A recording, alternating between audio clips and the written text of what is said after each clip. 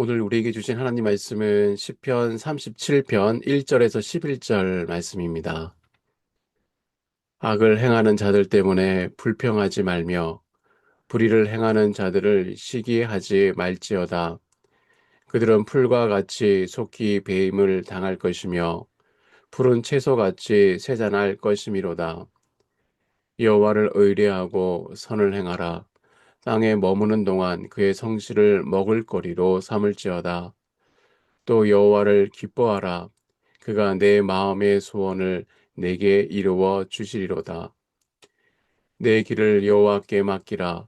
그를 의지하면 그가 이루시고 내 의를 빛같이 나타내시며 내 공의를 정오의 빛같이 하시리로다. 여호와 앞에 잠잠하고 참고 기다리라. 자기 길이 형통하며 악한 꾀를 이루는 자 때문에 불평하지 말지어다. 분을 그치고 노를 버리며 불평하지 말라. 오히려 악을 만들 뿐이라. 진실로 악을 행하는 자들은 끊어질 것이나 여호와를 소망하는 자들은 땅을 차지하리로다. 잠시 후에는 악인이 없어지리니 내가 그것을 자세히 살필지라도 없으리로다. 그러나 온유한 자들은 땅을 차지하며 풍성한 화평으로 즐거워하리로다. 아멘. 어떤 사람들은 새벽을 가리켜 가장 정직한 시간이라고 말합니다. 낮에는 사람을 만나고 해야 할 일들을 하며 웃는 얼굴로 의식적으로 하루로 살아갑니다. 그 과정에서 마음속 깊은 생각과 감정은 애써 눌러둡니다. 그러나 모든 것이 고요해지고 잠잠한 새벽이 되면 낮에는 감추었던 마음이 슬그머니 모습을 드러낸다고 해요. 그런데 때로는 새벽의 정직은 우리를 칭찬하거나 높여주기도 하지만 때로는 내 마음의 깊은 곳, 감추고 싶었던 밑바닥까지 보여주는 정직입니다. 그래서 새벽은 은혜의 시간이면서도 동시에 자기 자신과 가장 치열하게 마주하는 시간이기도 하죠. 조금만 방심하면 우리 안에 숨어있던 욕심과 시기, 불평이 고개를 듭니다. 누군가는 부럽고 누군가는 못마땅합니다. 나는 이렇게 애쓰며 바르게 살아가는데 왜 대충 사는 사람 같은 사람은 저렇게 잘 되는 것일까 하는 생각이 마음을 조용히 긁어 놓습니다. 이런 마음은 특별히 큰 사건이 있을 때만이 생기는 것이 아니라 오히려 아주 사소한 일에서 시작합니다. 나보다 늦게 출발한 사람이 먼저 인정을 받는 것을 볼 때, 별로 애쓰지 않는 것 같은 사람이 편안하게 살아가는 모습을 볼 때, 내 수고는 아무것도 아닌 것처럼 느껴지고, 우리 마음속에는 설명하기 어려운 불편함과 억울함이 조금씩 쌓여갑니다. 그래서 새벽은 하나님 앞에 가장 정직해지는 시간입니다. 하나님 앞에서는 감출 것이 없기 때문이죠. 심지어 나 자신도 알지 못했던 마음까지 하나님 앞에 비춰주는 시간입니다. 오늘 시편 37편이 바로 그런 마음을 보여주는 말씀이라 생각됩니다. 다윗은 이 시를 뜻밖에도 불평하지 말며 시기하지 말지어다라는 권면으로 시작합니다. 마치 인생을 오래 걸어본 노인이 젊은이의 어깨에 손을 얹고 얘야 그렇게 속을 태우지 말아라 하고 타이르는 것 같아요. 마치 그 마음을 안다는 듯이 부드럽게 손을 잡아 삶의 방향을 돌려줍니다. 오늘 이 새벽에 우리의 마음을 말씀 가운데 내려놓고 은혜 받기를 원합니다. 첫째로 속을 태우지 말라고 하십니다. 먼저 1절과 2절을 다시 한번 읽어봅니다. 악을 행하는 자들 때문에 불평하지 말며 불의를 행하는 자들을 시기하지 말지어다. 그들은 풀과 같이 속히 배임을 당할 것이며 푸른 채소같이 쇠잔할 것이미로다. 여기 불평하지 말라로 번역된 히브리 하라라는 말은 본래의 뜻이 불이 붙다, 뜨겁게 달아오르다라는 말입니다. 그러니까 다윗이 말리고 있는 것은 단순히 입으로 투덜대는 일이 아니라 마음속에 불이 붙어 스스로를 태우는 일, 그것을 그치라는 것입니다. 생각해 보면 시기와 불평은 언제나 밖으로 내뱉기 전에 먼저 안에서 나를 태워 그을립니다. 미워하는 상대는 저만치서 멀쩡히 웃고 있는데 정작 미워하는 내 속만 새까맣게 타들어갑니다. 상대는 내가 밤새 속을 끓인 줄도 모르는데 말입니다. 그렇다면 우리는 왜 이렇게 속을 태웁니까? 악인이 잘 되는 것처럼 보이기 때문입니다.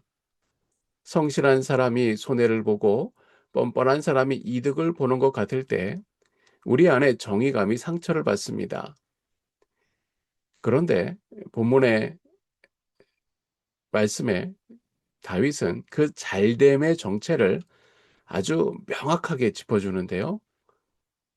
풀과 같고 풀은 채소와 같다고 말합니다. 아침 들판의 풀이 얼마나 싱그럽습니까? 그러나 그 풀은 한낮의 별이 조금만 띄어져도 이내 고개를 숙입니다. 그 무성함은 오래갈 무성함이 아니라 곧 배임을 당할 무성함입니다.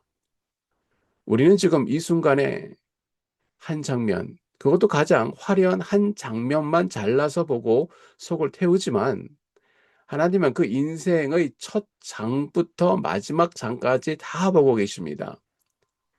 이것이 믿음의 눈입니다. 눈앞에 무성함에 속지 않는 눈, 시간의 끝을 내다볼 줄 아는 눈입니다. 하나님이 온 세상을 다스리고 반드시 셈을 바로 맞추신다는 것을 정말로 믿는다면 우리는 저녁이며 시들어 버릴 풀 한 포기 앞에서 밤새 잠을 설칠 이유가 없습니다. 우리가 애태우는 그 대상은 실은 해가 뜨면 곧 거칠 아침 안개 같은 것이기 때문입니다. 둘째로 시선을 옮기라고 말합니다. 그런데 다윗은 여기서 멈추지 않아요. 만약 태우지 말라라는 말만 하고 끝냈다면은 그것은 참 야속한 말이 되었을 것이에요. 불이 붙어 버린 마음에 불 붙지 말라고 한다고 해서 불이 저절로 꺼지는 것이 아니기 때문이죠. 마음은 명령만으로 다스려지지 않습니다. 그래서 다윗은 곧바로 우리의 시선을 옮겨줍니다. 3절부터 6절까지 짧은 문장 안에 명령이 촘촘히 박혀 있어요. 의뢰하라, 선을 행하라, 기뻐하라, 맡기라, 하나같이 눈길을 악인에게서 떼어 하나님께로 돌리라는 부름입니다. 특히 3절에 여호와를 의뢰하고라는 말에 눈길이 오래 머뭅니다. 여기 쓰인 히브리어 온몸의 무게를 실어 기댄다는 뜻입니다. 어린아이가 아버지의 품에 아무 계산 없이 온 체중을 던져 안기는 모습, 그것이 바로 바트하입니다. 그러니 신뢰란 잔잔한 감정이 아니라 무게 중심의 이동입니다. 내 인생의 무게를 지금 어디에 싣고 있느냐, 그것이 곧 신뢰의 실체입니다. 그런데 다윗은 그 신뢰를 마음 안에서만 담아두게 하지 않았습니다. 여호와를 의뢰하고 선을 행하라.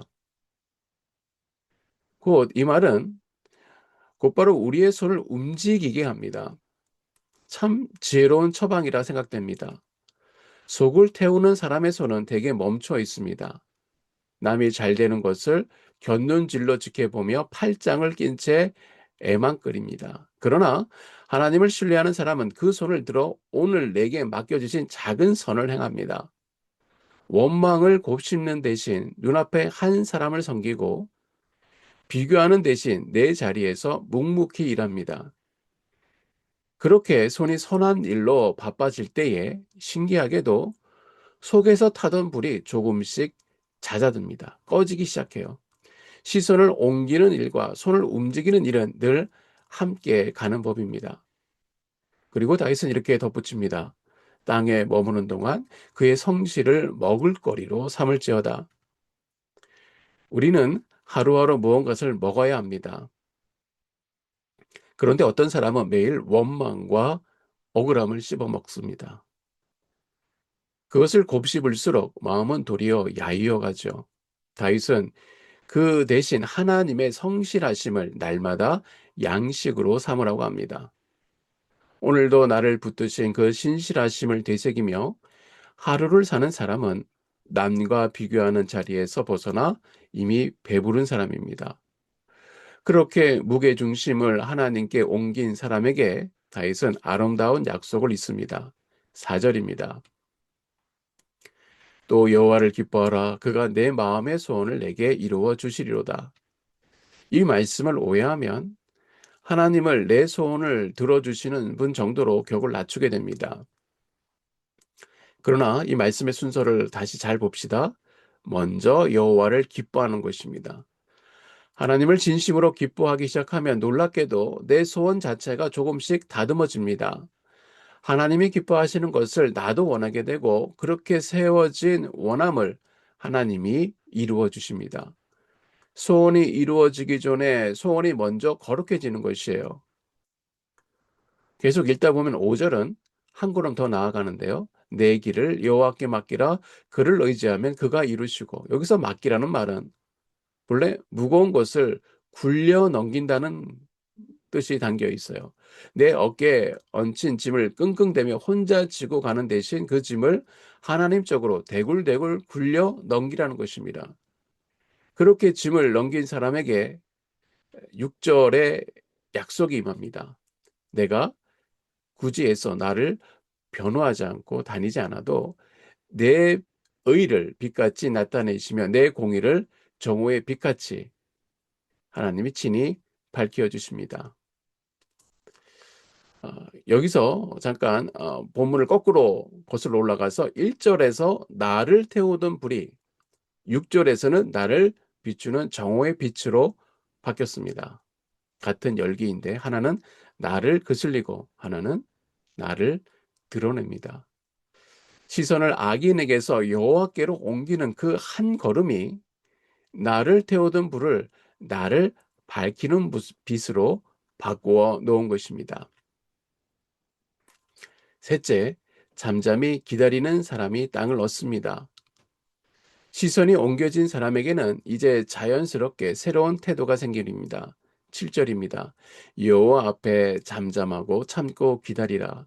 자기 길이 형통하며 악한 꾀를 이루는 자 때문에 불평하지 말지어다. 여기서 잠잠하다라는 히브리어 담함은 소리를 그치고 고요해진다는 것입니다. 다만 이 고요는 아무것도 못해서 주저하는 무기력이 아니에요. 오히려 가장 능동적인 믿음의 자세입니다.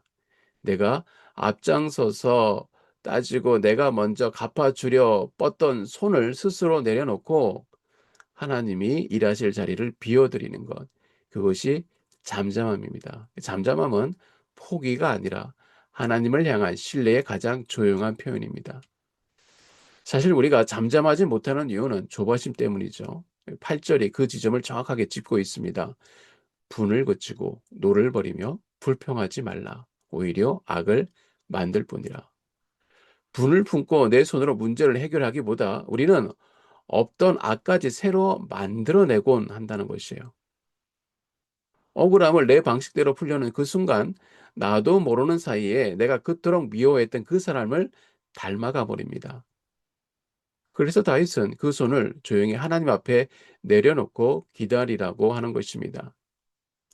여기서 한 가지 눈여겨볼 것이 있습니다. 불평하지 말라는 이 권면은 오늘 본문 안에서만 3번 되풀이 됩니다. 1절에서 한 번, 7절에서 또 한 번, 그리고 8절에서 다시 한 번입니다. 이렇게 반복한 것은 왜 그랬을까요? 우리 속에 그 불이 얼마나 끈질긴지 한 번 눌러 놓아도 이내 되살아나는 불씨라는 것을 알기 때문입니다. 하나님은 우리의 연약함을 나무라지 아니하시고 도리어 참을성 있게 거듭거듭 타이르십니다. 그러니 오늘 이 불을 다 끄지 못한 채 내려간다 해도 낙심하지 말 것은 하나님은 내일 새벽에도 같은 손길로 우리를 다시 붙드실 것입니다. 그러면 그 기다림의 끝에는 무엇이 있습니까? 잠잠히 손을 내려놓고 기다린 사람에게 하나님은 과연 무엇을 예배해 두셨을까요? 9절부터 11절이 그 결말을 우리 눈앞에 보여줍니다. 먼저 9절은 두 갈래의 길을 나란히 놓습니다. 한쪽에는 악을 행하는 자들은 끊어지고 다른 한쪽에서는 여호와를 소망하는 자들은 땅을 차지하리로다 하십니다. 그토록 무성해 보이던 쪽은 소리 없이 끊어지고 그토록 초라해 보이던 쪽은 마침내 땅을 물려받습니다. 그리고 11절에 이르러 오늘 본문은 그 절정에 다다릅니다. 그러나 온유한 자들은 땅을 차지하며 풍성한 화평으로 즐거워하리로다. 여기서 우리가 오래 붙들어야 할 말이 하나 있습니다. 온유한 자입니다. 온유한 자. 우리는 온유라는 말을 자주 오해합니다. 온유하다 하면 흔히 마음이 여려서 싫은 소리 한마디 못하고 남이 밟고 지나가도 그저 참기만 하는 사람을 떠올립니다. 그러나 성경이 말하는 온유는 그런 무기력이 아닙니다. 성경의 온유는 힘이 없어서 가만히 있는 것이 아니라 힘이 있는데도 그 힘을 스스로 거두며 하나님의 손에 맡겨둔 사람의 모습입니다. 이런 그림을 한번 떠올려 보십시오. 잘 길들여진 준마 한 마리가 있습니다. 그 말 안에는 사람 하나쯤 단순에 내동치길 칠 만한 엄청난 힘이 들어있어요. 그러나 그 말은 주인의 고삐 앞에 조용히 걸음을 멈추고 주인이 이끄는 대로 순하게 따라갑니다. 힘이 없어서가 아니에요. 그 힘을 주인에게 맡겼기 때문입니다. 성경이 말하는 온유가 바로 이것입니다. 나에게도 따주고 싶은 말, 내 손으로 갚아줄 힘도 있지만, 그러나 그 힘을 스스로 거두어 하나님의 고삐 아래 내려놓는 것, 그 사람이 온유한 사람입니다. 그러니 온유는 약한 자의 체념이 아니라 실은 강한 자만이 할 수 있는 가장 어려운 선택입니다. 바로 그 사람의 땅을 차지하는 거예요. 그 사람이 땅을 차지하는 것이에요. 이것이 세상의 셈법과 얼마나 다릅니까? 세상은 움켜쥐는 사람이 갖는다고 말합니다. 먼저 뻗는 손, 더 크게 지르는 목소리, 남을 밀치고 앞서는 발이 땅을 차지한다고 합니다. 그런데 하나님은 정반대로 말씀하세요. 움켜쥐려고 손을 뻗친 사람은 도리어 놓치고 그 손을 조용히 내려놓고 기다린 사람이 땅을 물려받는다 하십니다. 어째서 그렇습니까? 여기 차지한다는 말은 내가 힘으로 빼앗아 쟁취한다는 뜻이 아니기 때문이에요. 그것은 아버지가 자식에게 물려주는 기업입니다. 빼앗은 땅은 언제 도로 빼앗길지 몰라 늘 불안하지만 물려받은 기업은 아버지가 친히 보증하시기에 흔들리지 않습니다. 우리가 얻을 땅은 우리가 힘써 빼앗는 전리품이 아니라 하나님 아버지께서 손수 물려주시는 유산입니다. 이 약속이 얼마나 확실한지 아십니까?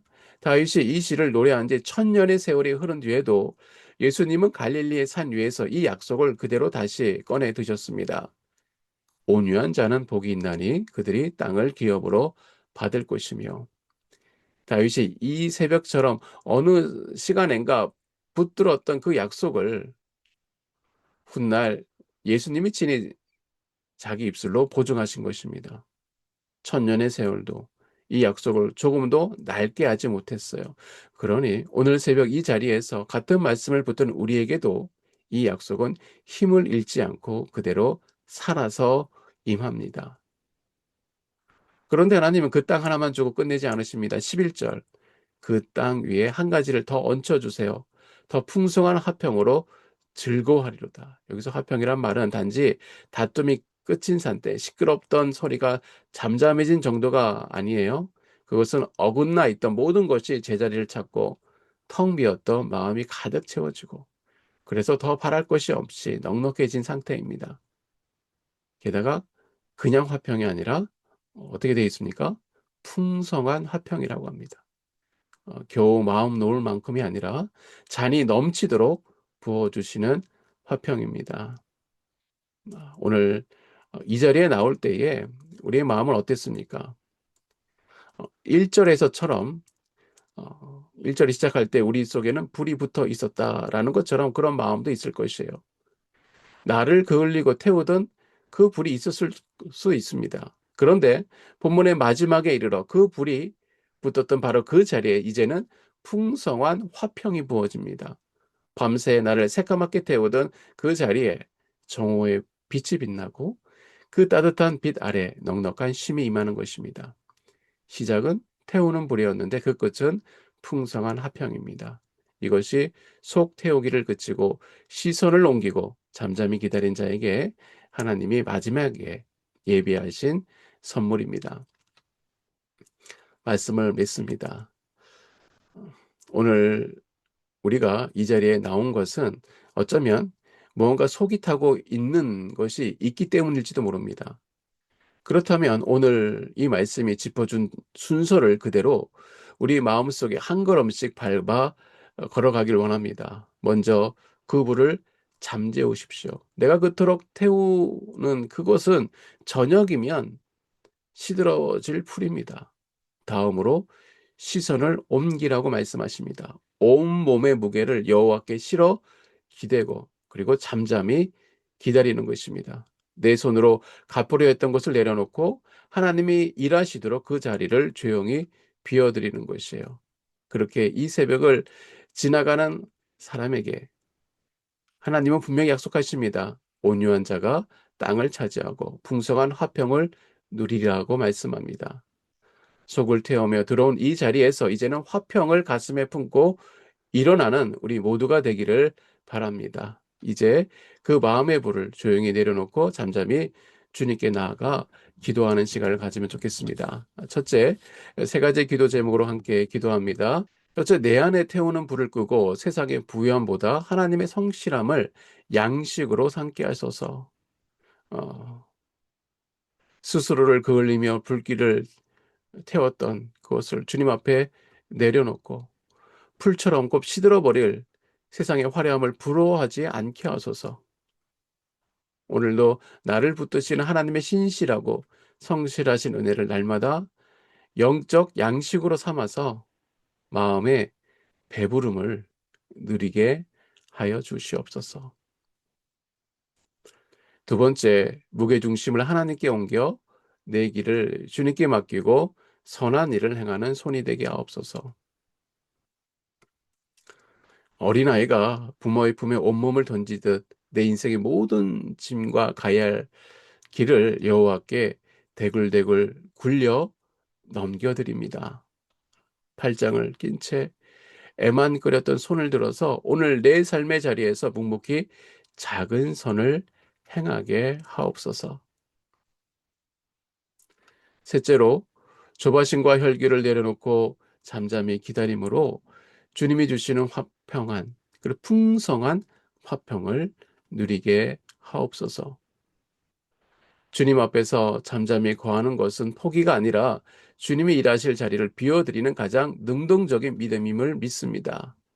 내가 먼저 갚아주려던 손을 내려놓고 참을성 있게 기다릴 때에 하나님께서 약속하신 기업을 주실 줄 믿습니다. 그 기업을 받으며 세상에 줄 수 없는 풍성한 화평과 평안을 누리게 하옵소서. 잠시 기도합니다. 하나님 아버지 감사합니다. 오늘 말씀을 통해 내 자신을 돌아보게 하여 주심이 감사합니다. 때로는 남을 미워하고 나를 증명하려 했던 욕심을 주님 앞에 회개하오니 주께서 불쌍히 여겨 주시옵소서. 남을 탓하던 내가 먼저 낮아지게 하여 주시고 미움이 있던 자리에 용서와 회복의 은혜를 주시옵소서. 주님의 십자가를 깊이 묵상하게 하여 주시옵시고 주님이 걸어가신 길을 따라 오늘도 살아갈 때에 세상에 줄 수 없는 하늘의 풍성함과 평안으로 채워 주시옵소서. 나를 포기하지 아니하시고 오늘도 성실함으로 함께 하시는 주님을 신뢰하며 감사하며 예수님의 이름으로 기도드립니다. 아멘.